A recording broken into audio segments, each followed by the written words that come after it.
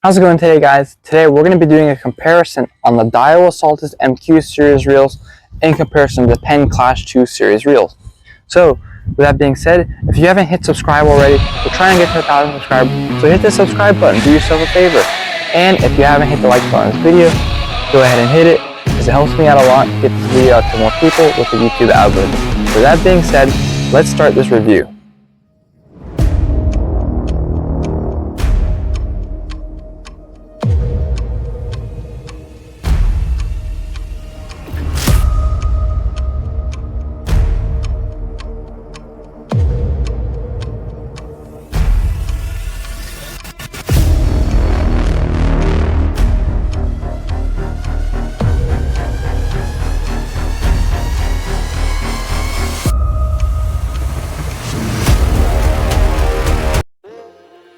As we start this review, I just want to tell you guys about how long I've been owning these reels.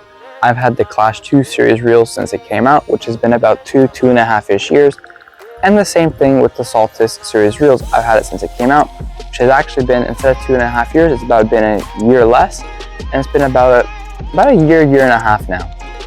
So I've really gotten to have quite a bit of time with both of these reels in my hand, going through a wide variety of tests, and really put the pressure on some of these reels and put them through some tests to really see how well they perform. And now I'm excited to be comparing them for you guys about how they perform. First, we're going to talk about the specs of these series reels in general in comparison to each other, and then we're going to move on to how well I feel these reels perform in my hands on the water day in and day out. So with that being said, the first spec we're going to talk about is inches per turn. Inches per turn is every time you turn the handle of the reel, how many inches of line you're gonna get back on your reel. So in their series in general, it's about the same, within an inch or two, in favor of Daiwa. So slightly more on Daiwa, but you're only talking an inch or two, and the difference isn't really big.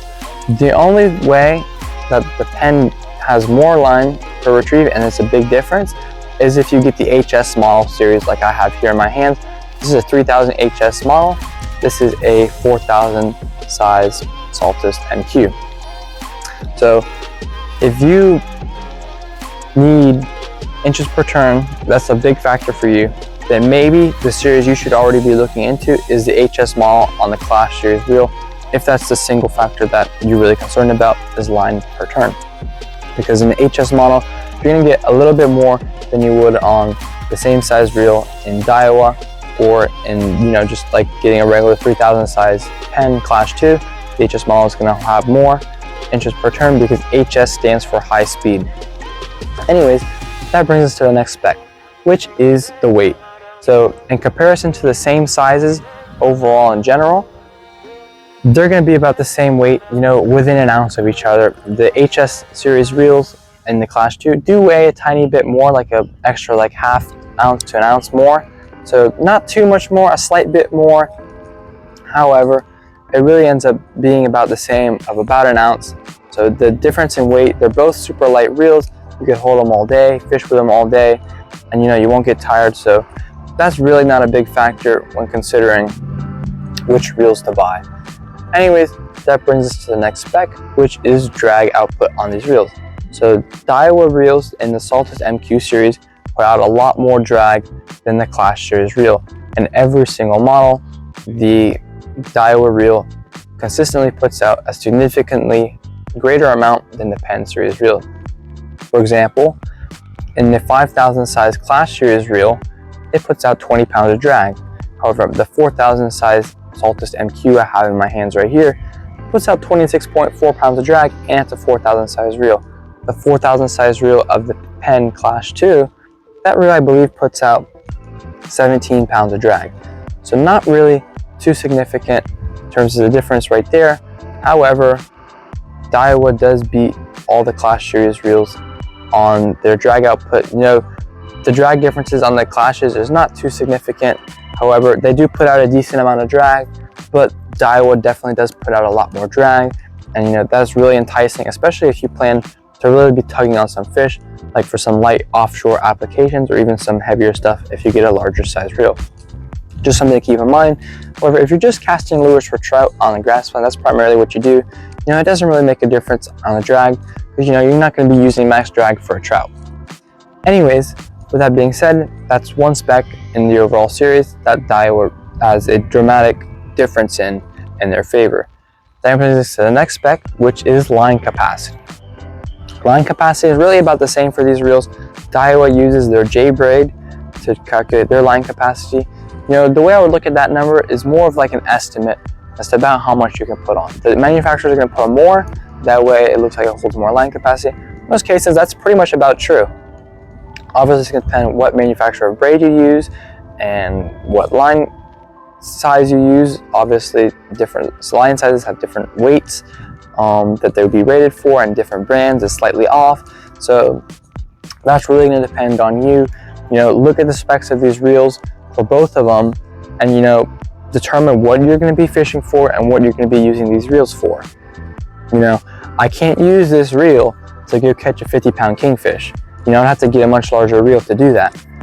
So you're going to have to determine what you're fishing for and what kind of specs you need. Is it inches per turn that's really important to you? Is it drag, drag output? Is it line capacity? Is it a mix of those? That's really going to be for you to decide on the reels. Also, another big difference on these two reels is the cost. So Daiwa reels in the Saltist MQ series is going to be a slight bit more. Keep in mind it is MQ series, so it's built a little better for the marine environment, which is going to help it be more durable and help prevent corrosion and stuff like that on the reel. So the MQ series compared to just the regular Saltist series is built a little bit more tough. Anyways, we're not comparing the Saltist to the Saltist MQ, just pointing that out there. That way you guys know what MQ stands for. It's monocore. Anyways, the Daiwa series reels are more in terms of price, $80 to about $150 more, depending on what size reel you buy, than the Penn Clash 2. So that being said, let's start talking about how these reels perform. So I've used both of these reels quite a bit, and I really love using both of these reels. I let the other person on the boat decide which reel they want to use, and I use the other one because they're both really, really good, and you won't regret buying either one of these reels. They're both really good. They're both really smooth in all ways. However, there is some differences when you really start to use them that you can kind of pick up. It's not like terribly big of a difference, but you do notice it if you use it quite a bit and you really test your gear like I do. So one thing I wanted to point out is when you open the bail to cast, how smooth is the bail? That's one thing I look for, especially when I'm doing a lot of casting, like for inshore. How smooth is it to flip the bail open and then flip it closed? So they're both smooth in all these ways. I just want you guys to remember that as we go through it. However, the Daiwa Saltist MQ is better at that aspect. It's a little bit smoother when you go to open and close it, and it wins in that category. That brings us to the next thing, which is how smooth the drag is. So they both have a really smooth drag. Can't complain about either one. However, Daiwa does have a slightly smoother drag, especially, if you're going to be doing long fights and stuff like that. That's when you can kind of notice. It's kind of hard to notice because they're both really good, but the reel on the drag on the Saltist MQ is slightly smoother. However, on the Saltist MQ, it is easier to over adjust the drag on the reel when you're turning it in a fight, whereas with the Penn, it's a little bit harder to, if you're just trying to add a couple extra tiny clicks to it, it's easier to add too many extra clicks to it on the MQ series as opposed to the Penn Clash 2 series. So that's one thing to point out, is they both have super smooth drags. However, the Saltist MQ is going to be a little smoother, but when you go to click it to adjust the drag, it's going to adjust a little easier, but it's easier to over adjust the drag than it is on the Penn series reel, just because I think they do it to make it more smooth. However, when they do that, it's easier to over adjust it if you're just trying to adjust it a few clicks, especially if you're in the middle of a fight and you really got to adjust it right away. It's really easy to just overdo it just a tiny bit. So that's one thing I liked about the Clash 2 series reel, is that it's not too hard to adjust the drag on it, and it's harder, I'll put it that way, to overdo it in comparison to the MQ series. That's just one drawback. However, it does have a little bit smoother drag, I feel, than the Clash 2 series. That brings us to the next point, which is the retrieve. So they both have a really smooth retrieve. However, I think I have to give it to the Clash on this one.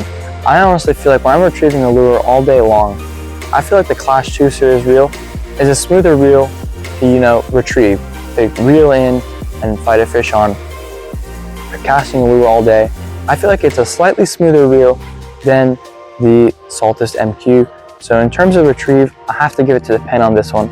Also, something I wanted to point out is that the line lay on the Penn Clash 2 series reel is better than it is on the Saltist MQ. I'm not saying that it has bad line lay, as I don't know if you guys can really tell, but the line lay on both of these reels is really good. However, it is slightly better on the Clash 2 series reel. I believe it's something with the timing of how they put the bearings on it together and how it times up. It's slightly better on the Clash series reel. That's one thing I want to point out, that the line lay is really great on the Clash 2 series reel. It's a little better than it is on the Saltist MQ. Another thing I wanted to talk about is durability in terms of using these reels. Now, both of these reels are really built to last, and we're buying these reels, most of us are buying these reels not to throw away next year, but to use them for years to come, and even possibly ever. They're both great reels, they're both built to last. However, part of the decision on this is because of the monocore body on the Daiwa Saltist reel. I feel like this reel is a little bit more durable than this reel. It's built a little better to prevent corrosion.